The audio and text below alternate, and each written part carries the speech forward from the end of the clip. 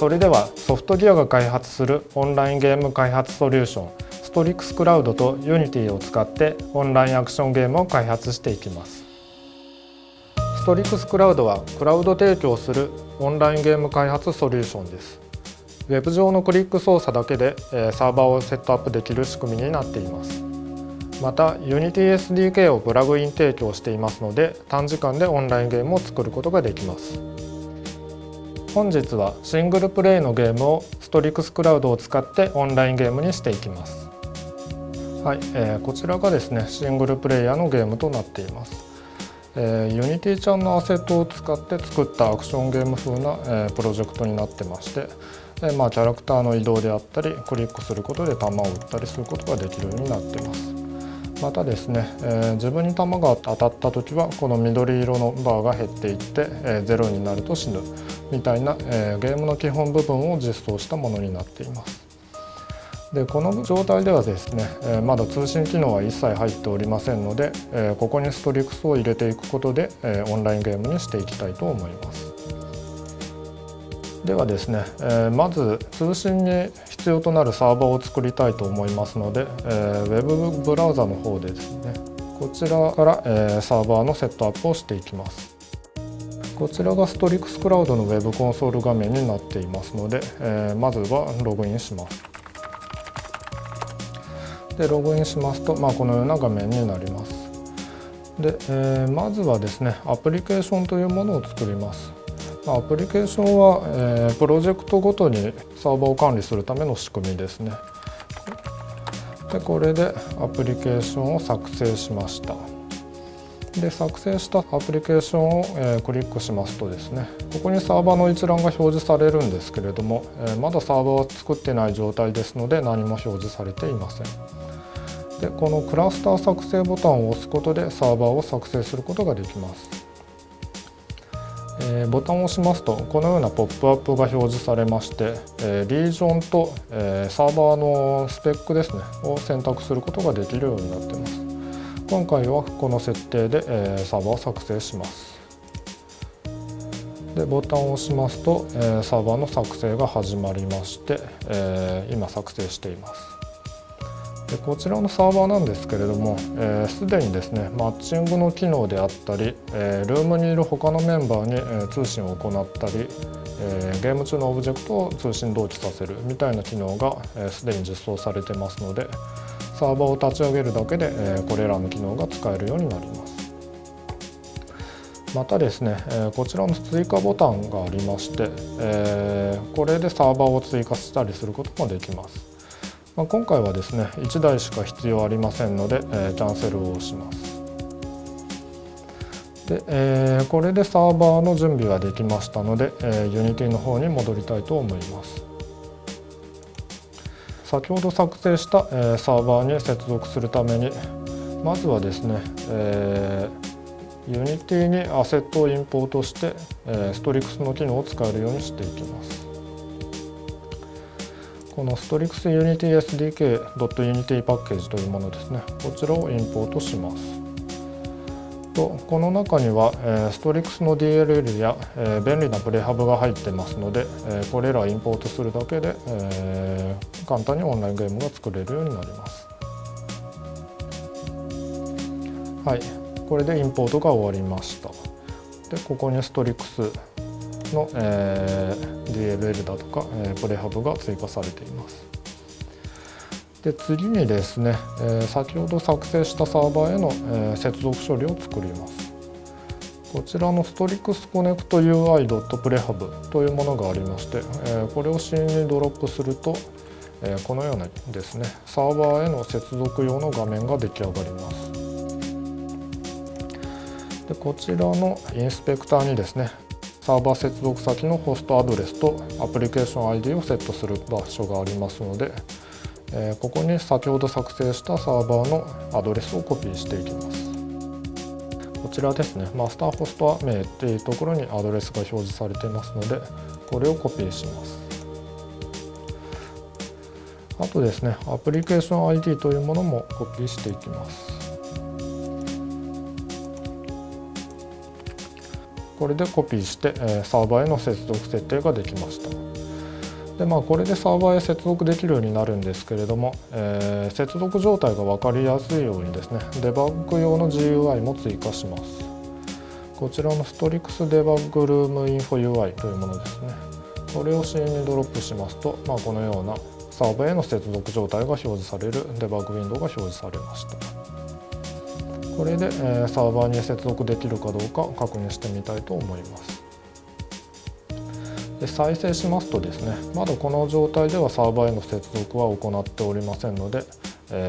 先ほどのデバッグ用ウィンドウにですね Not Connected と表示されています。でこの状態でコネクトボタンを押しますとサーバーの、アドレスが表示されました。あとルームにも参加していまして、参加しているルームの情報が出るようになっています。Strix Unity SDK をインストールすることで API やコンポーネントが使えるようになります。また、ホストとアプリケーション ID を登録するだけでサーバーに接続できるようになりました。次はキャラクターの同期処理を作っていきたいと思います。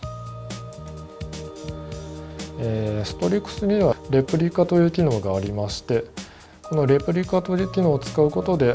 オブジェクトの同期が簡単にできるようになっています。こちらの Unity ちゃんのオブジェクトなんですけれども、これがプレイヤーのキャラクターのオブジェクトになってますので、こちらにレプリカを使うためのコンポーネントをつけていきます。Add コンポーネントで Strix Replicator というコンポーネントをつけます。こうすることでこのオブジェクトが通信で同期できるオブジェクトになりました。あとですね、キャラクターの位置も同期させる必要がありますので、そのためのコンポーネントもつけます。Strix Movement Synchronizer というものがありまして、これをつけてあげることで、キャラクターの移動同期を自動で行ってくれるようになります。で、あとはパラメータをセットします。あとですね、キャラクターのアニメーションの方も同期したいと思いますので、そのためのコンポーネントをつけます。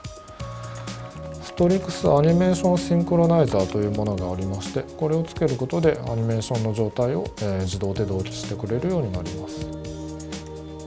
で、またパラメータをセットしていきます。あとはプレイハブにアプライします。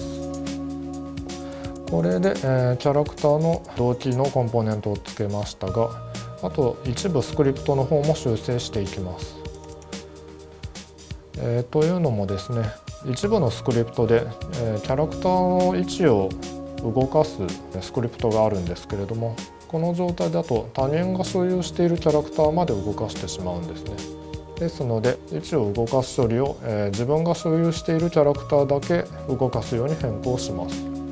こちらのスクリプトがキャラクターを動かすスクリプトになっているんですけれども、このベースクラスをですね、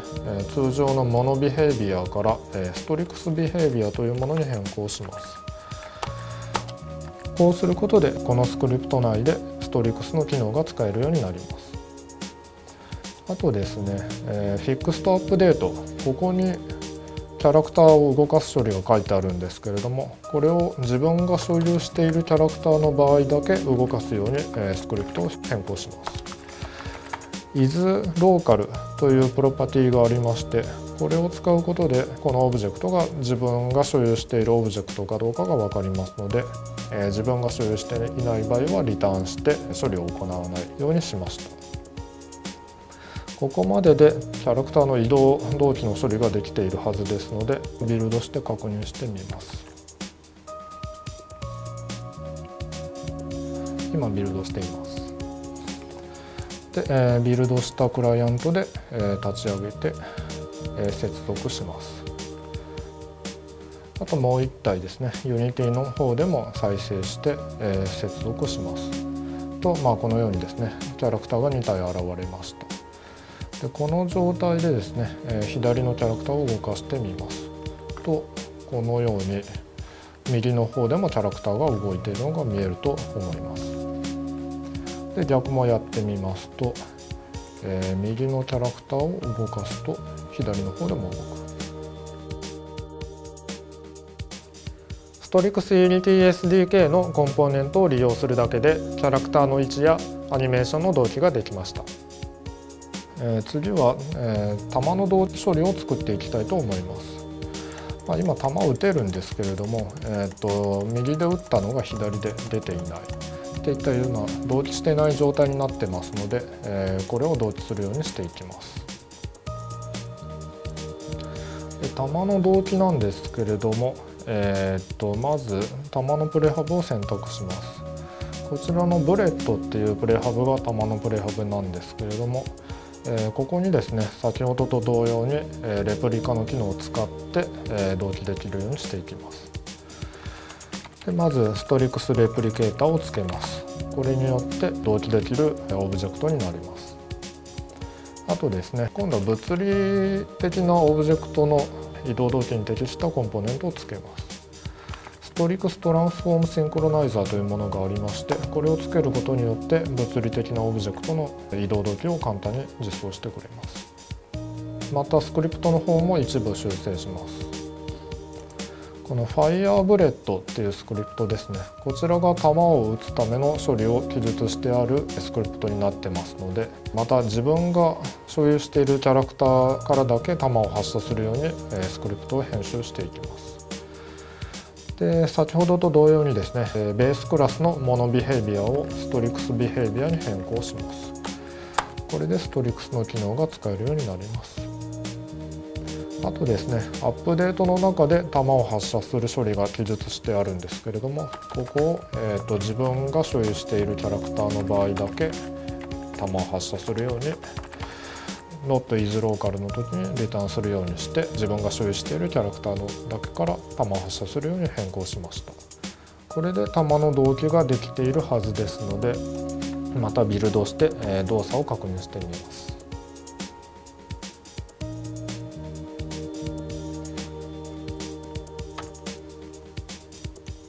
はい、こちらビルドしたクライアントで接続しました。でまた Unity の方でも接続します。で弾を打ってみますと、このようにですね、左で打った弾が右の画面でも現れる。で逆もやってみますと、右の方のキャラクターで打った弾が左でも出ています。でこれで弾の同期処理までができました。で次にですね、この弾が、キャラクターに当たった時に、HP が減るダメージ処理を作っていきたいと思います。ダメージの同期なんですけれども、こちらはですね、プレイヤーステータスのスクリプトを変更します。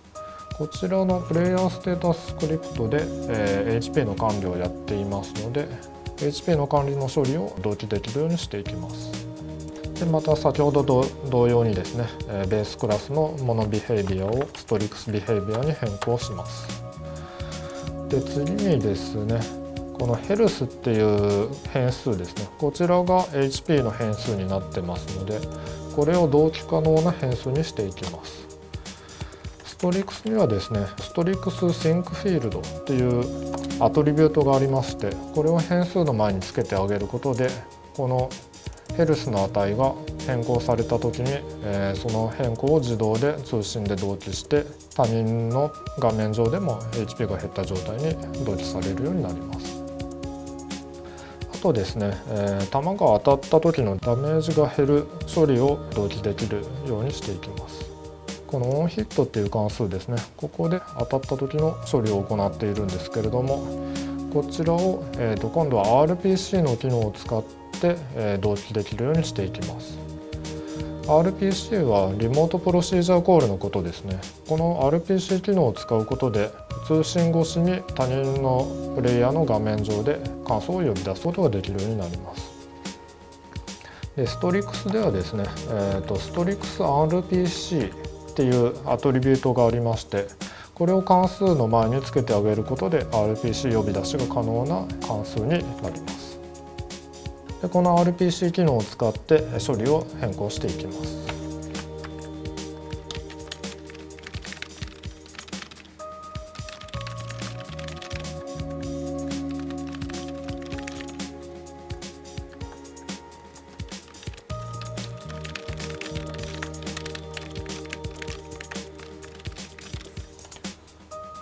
はい、これで RPC を使うように処理を変更しました。ですので、ダメージの同期処理ができているはずです。ではビルドして確認してみたいと思います。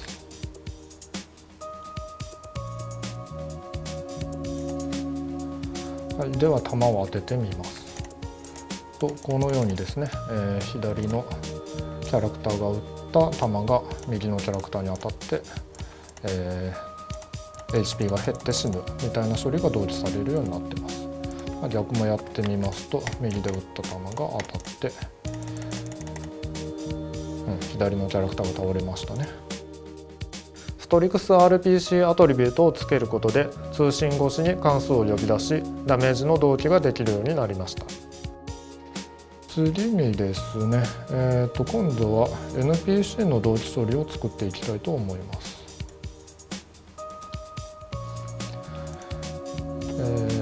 NPC なんですけれども、こちらが NPC の、オブジェクトですね。これを、先ほどのキャラクターの同期を実装した時のように、コンポーネントをつけて同期できるようにしていきます。まずストリクスレプリケータをつけて同期可能なオブジェクトに変更します。で、次にストリクスムーブメントシンクロナイザーですね。これをつけて移動同期をできるようにしてあげます。で、パラメータをセットします。あとアニメーションの同期のために、ストリクスアニメーションシンクロナイザーをつけます。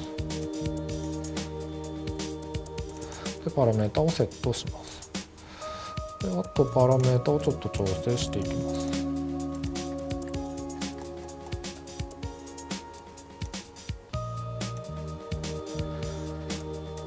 で、あとですね、スクリプトの方も一部修正していきます。こちらの NPC コントロールという、NPC を動かすスクリプトですね。これを同期可能にするために、ストリクスビヘイビアを継承するように変更します。で、あとですね、アップデートの処理を自分が所有している、場合だけ動かすように変更します。はい、これで NPC の同期処理ができているはずですので、またビルドして確認してみたいと思いま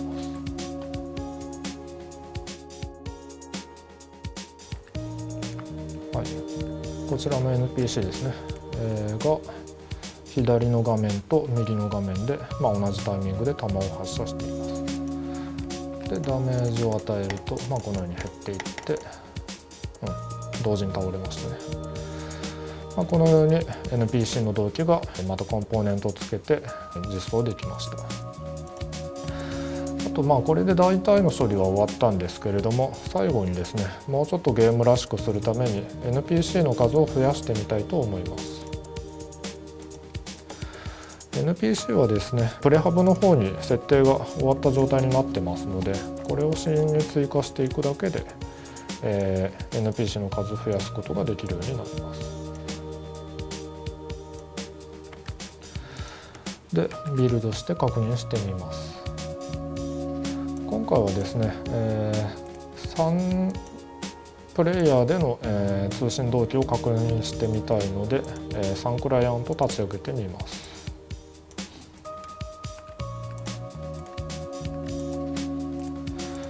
で、接続しますと3人現れましたね。で、NPC がたくさんいる状態になっています。で、このように、NPC に弾を当てると、NPC を倒すことができたりだとか、NPC から撃たれてダメージを食らったりだとか、ゲームのですね、同期処理が実現できています。ストリクスクラウドを使うことで、このようにわずかな時間でオンラインゲームを作ることができます。ストリクスクラウドはオンラインゲームを早く簡単に実現する開発ソリューションです。大量メッセージの高速な処理と大規模な同時接続数を可能とし、リアルタイム性の高いオンラインゲームからソーシャルゲームまで、あらゆるオンラインゲーム開発を支援します。